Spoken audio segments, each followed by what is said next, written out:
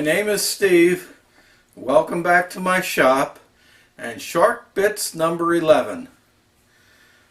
I wanted to get another video out before I start my next project. My last video that I posted was the first in the series of Back to Basics, and I hope you have enjoyed that. If you haven't looked at it, take a look at it. I want to get some feedback as to whether you think it's a worthwhile series, and also I'd like to get your feedback on some ideas of setup skills that you would like to see demonstrated.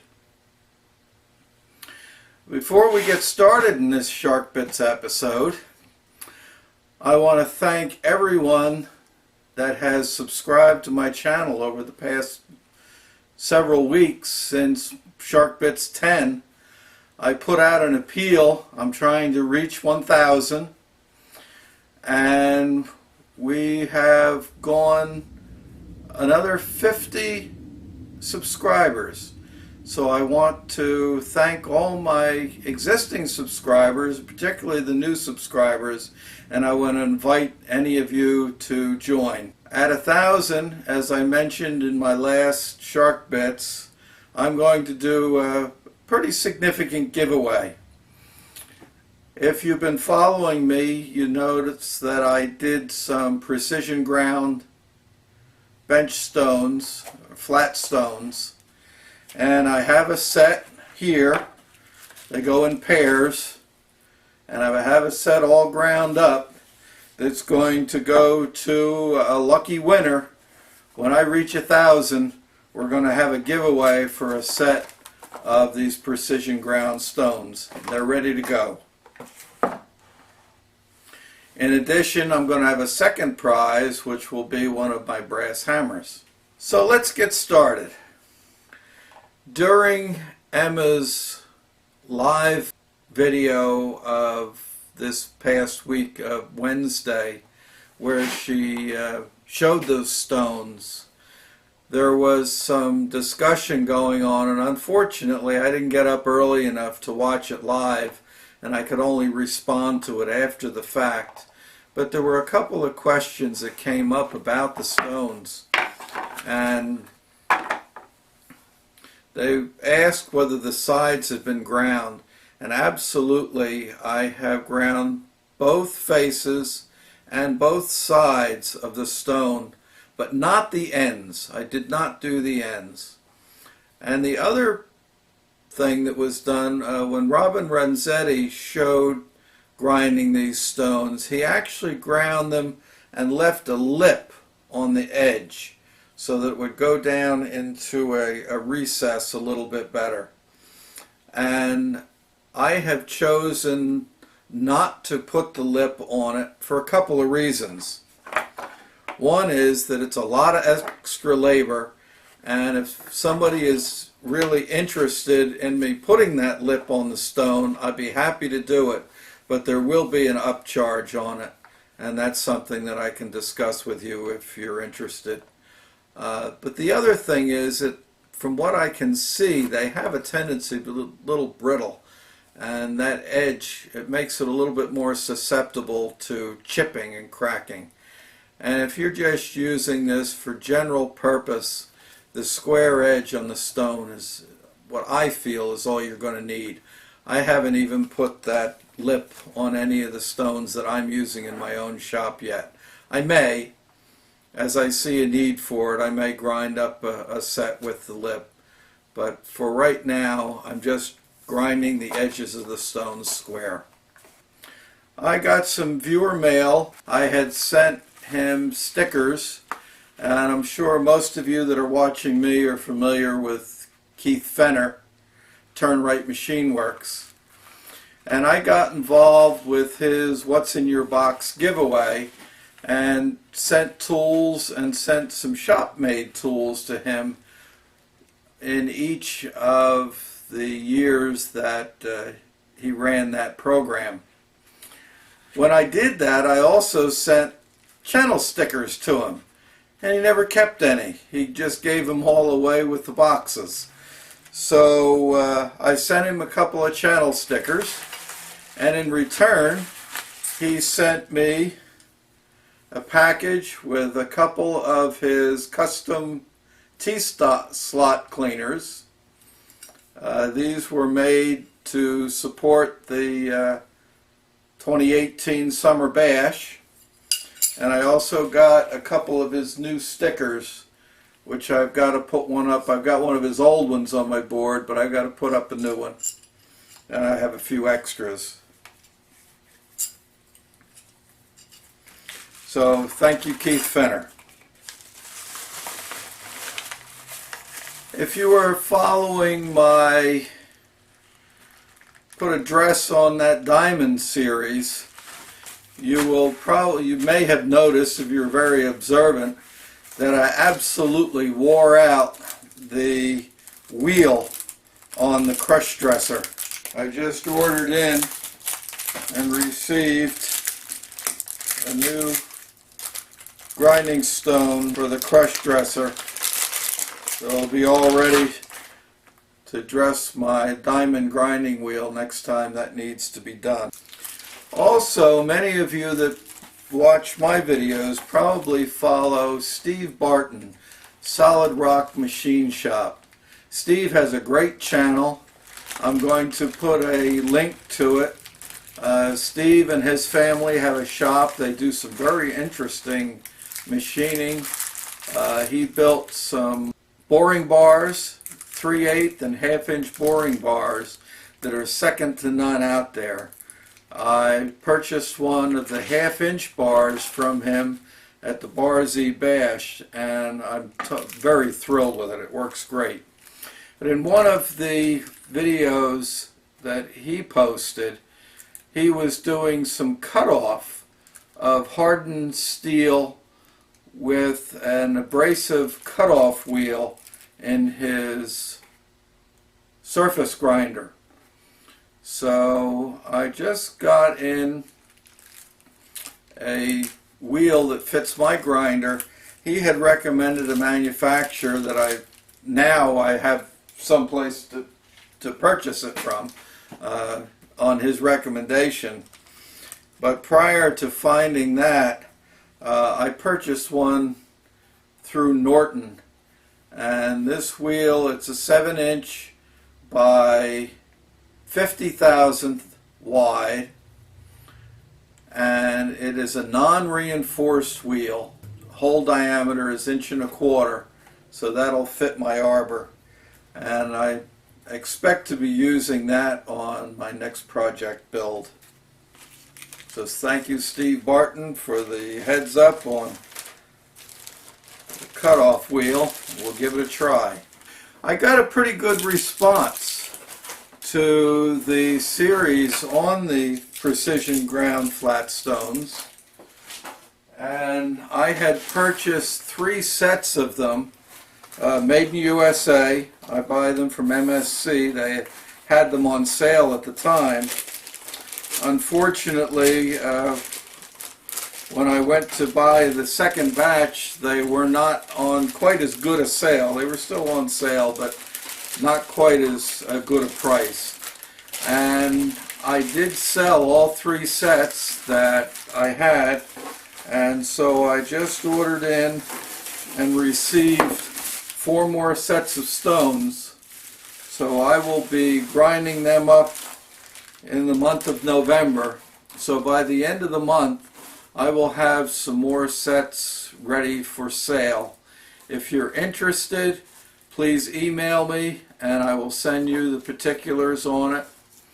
I had to raise the price just a little bit because of the price of the stones did go up. So I went up just only $5, but it is a little bit higher than it was. And I have actually 2 people on a waiting list already for stones. So if you're interested, please let me know. If I get enough, I'll buy another load of them. They take a lot of time to grind, so be patient if you're interested in a set, and I will get them to you I send you notice when they're ready to ship, and you don't pay for them until I get ready to ship them.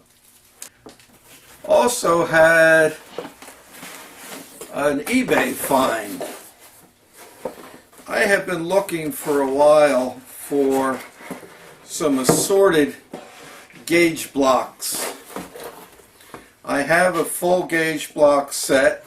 It's a reasonable quality set. It's certainly of quality that is sufficient for the machinery and my ability as far as precision. But there are times when I'm looking for something, when I'm doing setup and so on, and I don't want to use my good gauge blocks to do setup. So I've been looking for some used ones, and I came across two sets, the same buyer, and they're partial sets. They have some missing pieces in them. One of them is actually a very high quality set, but it's missing some pieces. And I made an offer which he accepted, so I'm thrilled that I've got these two partial sets of gauge blocks that I can use for doing setups. And I have a project that I'm working on that I'm going to need one. I'm actually going to use it as stock for one of the parts in one of my upcoming projects. Several years ago, probably within a year of when I actually purchased my Enco mill drill, I purchased a set of 3 digital remote readout scales from iGaging. These are not the high quality ones. These are just aluminum beams, and it has a small readout head which has got a magnetic back on it that you can mount on a piece of sheet metal. And I have kept putting off installing these for one reason or another. I just haven't done it. And I came out in the shop the other night and didn't have anything particular in mind. I was shooting that first Back to Basics series, and I was cleaning up the shop and working around, and I picked up the scale and I walked over to the milling machine and I laid it on there and trying to decide where I was going to mount it. I'm going to bring you around to the milling machine to show you what the issues are. Here's the front of the milling machine. On the front of the table is a slot, and there are stops. There's a stop here, and there's adjustable stops on each side. And in addition, right in the center, it's actually under the vise so you won't be able to see it, is an oiler for the ways. So it wasn't practical for me to put the scale on the front side of the table. So I started looking at the back. One of the reasons that I kept putting this off is because I couldn't really decide where I wanted to mount these things, and I finally just bit the bullet and did it. I'm going to move the camera around to the back of the mill, and I'll show you what I ended up doing. Okay, in order to get behind here, I'm going handheld. As you can see, the scale is mounted on the back of the table, and I didn't do any video of the actual mounting of the scale. It was just drilling 2 holes, one at each end, and tapping them, putting a couple of socket head cap screws or 1032 screws holding the bracket at each end. My issue was the reader, and here is the reader, and I really didn't want to lose any travel. The travel's a little bit limited anyway, and this is going to hit in here, but when I actually started playing around with it and moving the travel all the way back, I lose less than a ½ inch, which is little concession for being able to have the ability to use the DRO. Okay, I've got the reader head. There's a bracket that's screwed into the back of the reader head here, and it comes down, and I've got a single bolt into the saddle, and obviously there's not much space between here and here. It was quite a challenge getting that hole in there. I don't have a right angle drill. Let me show you how I ended up drilling that hole, and I actually did take some video of that, so I'm going to include that in this.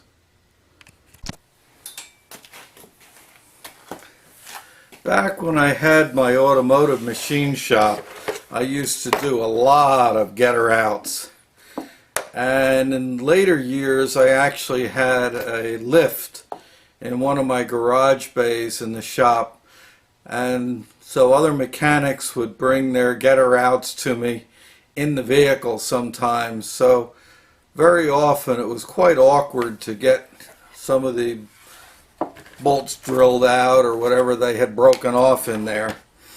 And at that time I purchased this little set here, and what they are, it's a 1/4 inch chuck, but it's got a square drive.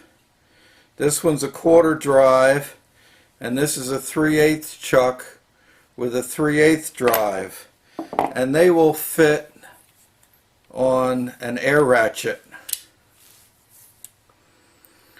So I was able to use this 1/4 inch air ratchet to drill the hole in the back of that the saddle in order to secure the reed head. So I have some video of drilling and tapping that hole.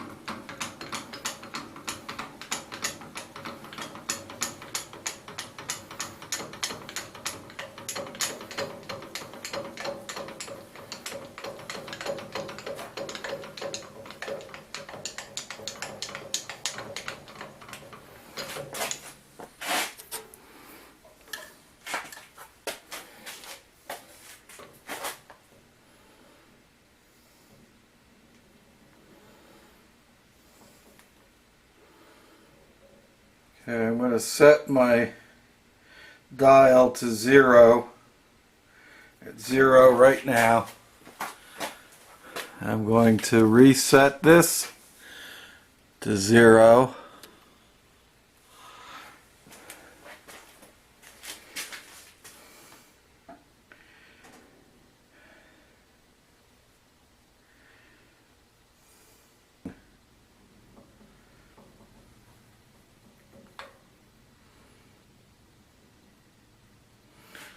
That should be 125 on the money.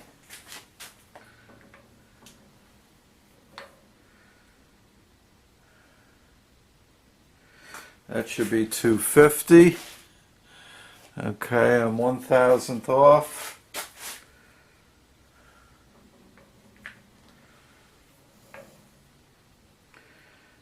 That should be 375. And it is.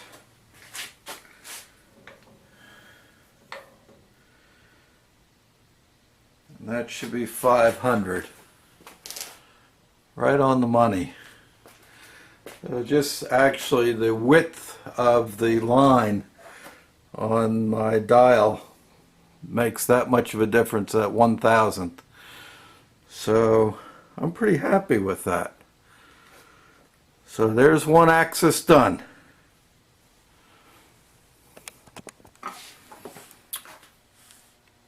I have gotten 2 shout-outs from other YouTube creators that have gone a long ways to increasing my viewership and my number of subscriptions. And I want to recognize them. If you're not already a subscriber, subscribe to them. They both do wonderful work, entirely different type of channels, one from the other, but they do great work, and I will put links to both of those channels in the description. And the first one that I want to recognize is Emma Ritson of Emma's Spareroom Workshop. I actually met Emma this past summer at the Bar Z Bash. We worked together. I helped with the judging of her tool making competition, and I'm hoping to be involved with that again this year. But in a recent video, matter of fact her Wednesday live video, she gave me a shout out with regard to the precision ground stones. And as a result of that, I've seen some more subscribers, and I've actually had a couple of people contact me with regard to purchasing the stones. So I want a big shout out and a big thank you to Emma Ritson. The other shout out goes to Adam Booth. In collaboration with Vernon, the mature Patriot, who actually donated several sets of stones to me when I was first starting to grind the stones. He decided that he'd like to have one of those sets of stones donated to Adam Booth. So I ground up one of the sets from Vernon and we shipped them off to Adam. And I got a real nice shout out from Adam, both on Instagram and on his Saturday night video. So I want to thank Adam also, and for all the extra subscribers that I've gotten through that shout out. I really appreciate it.